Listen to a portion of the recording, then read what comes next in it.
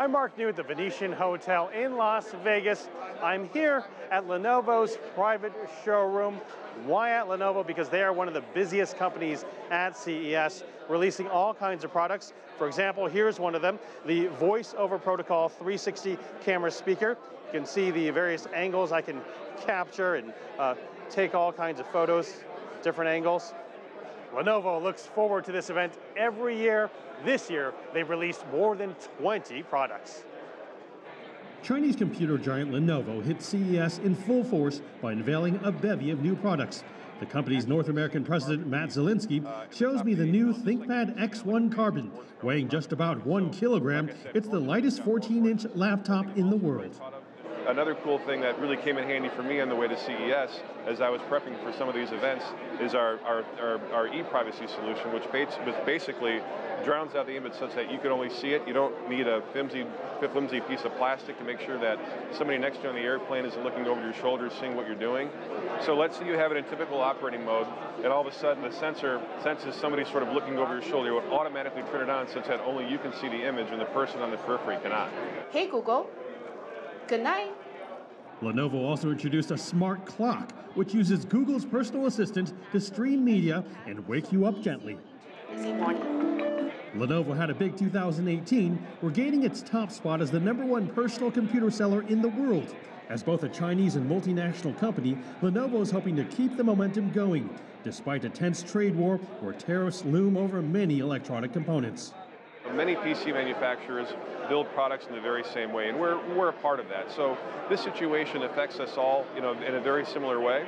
One thing that uniquely advantages Lenovo is we do more of our own in-house manufacturing than any other PC maker out there. So we have the ability to really flex and acquiesce around situations like this. And so look, we're monitoring it very closely, and if something pops up that we have to manage, we can acquiesce, very healthy. But I can say so far, our business is still doing quite well, regardless of some of the things that are happening on the macro side.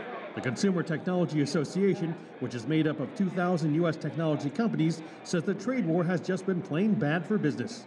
And we are totally opposed to the tariffs, their taxes on American companies, American consumers, American businesses. They're hurting our exports to Asia, they're hurting the Chinese economy, and they're hurting the U.S. economy. We have urged our president to take a different tack. U.S. startups with Chinese investors and founders are also eager to keep making connections at the show to expand their markets. This is Wubo. Batman is smarter, Superman is stronger. An AI robot companion that interacts with children to both entertain and help them learn. China native Tan Feng started the company in the U.S. state of Massachusetts and recently opened an office in Beijing, all in preparation for launching Wubo in China later this year. And what's it like trying to run an AI startup based in the U.S. and China during the current trade tension? Well, I sat down with founder Dr. Tan Feng, and I began by asking him how he came up with the idea for Wubo. So the idea actually comes from one of my childhood dreams. So during my childhood, I really liked the cartoon of Doraemon, which is from the Japan anime.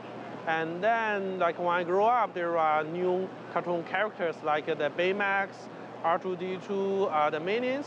So my idea is can we have something cuddly, huggable, and soft that can talk with the kids?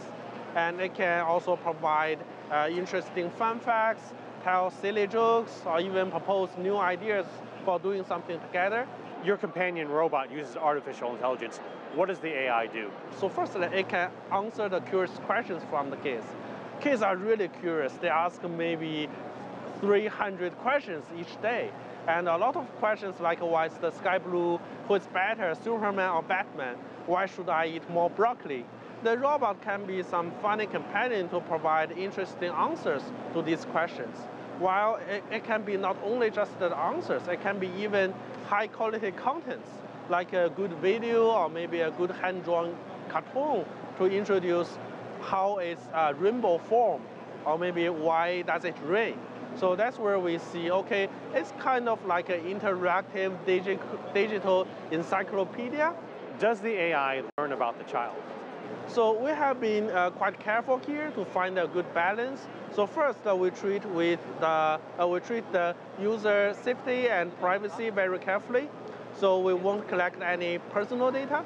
But on the other side, we also want to understand the user a little bit better, like what is his or her interest, so that we can provide and recommend contents respectively. And second, we want to learn a little bit about their personal preference, like what's their favorite color, or who is his or her favorite superhero, so we can embed these elements into the interactive storytelling. You've already sold thousands on Amazon in the US. You're about to launch in China soon. How's the product going to be different? Kind of another big opportunity we see after we have been established in the US, because we see the cross-border communication has been very interesting, especially from the language learning part. There has been huge interest in China about education, especially language learning for young kids. And kids 3 to 8 years old is the best age range for get some skills for secondary language. Because you are US and China based, does it worry you that the trade war will impact the prices of your various components? So first, we already see some influence on the funding side. It's like investing in US companies has been more limited, especially when the fund resource come from China. And the second is we are lucky that the toy category hasn't been included in the tax increase yet. But if that do happen, it will shorten our margin, while also it will somehow finally be translated to the customer side.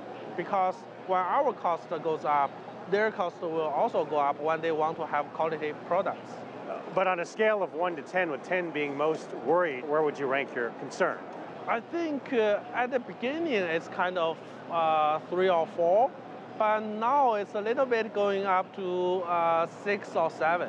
It's several aspects: the price and cost of components and importing good products from China to US, because most of manufacturing happens in China. It's the same for us and for Apple or Fitbit, right? Do you have any friends that run companies that have gone under or gone into serious trouble because of the trade war and tariffs going on?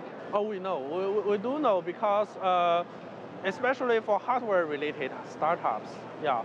So for hardware-related startups, if they get some serious tax increase, their margin won't afford the ongoing of the business. Finally, your vision of what AI can do for toys and robots for children 5-10 years down the road.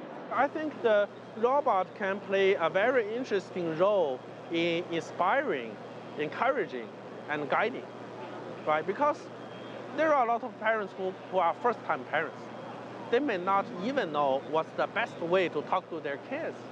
And robot combining with AI, combining with expertise from the other educational experts, can provide a very good, helpful hand for the parents. So that's where we say, okay, it's a little helper or maybe a little assistant, rather than really taking care or, replace the parents. The future of AI, tech, toys, and robotics, all happening here at CES. We'll have more coverage throughout the week. Mark New, CGTN, Las Vegas.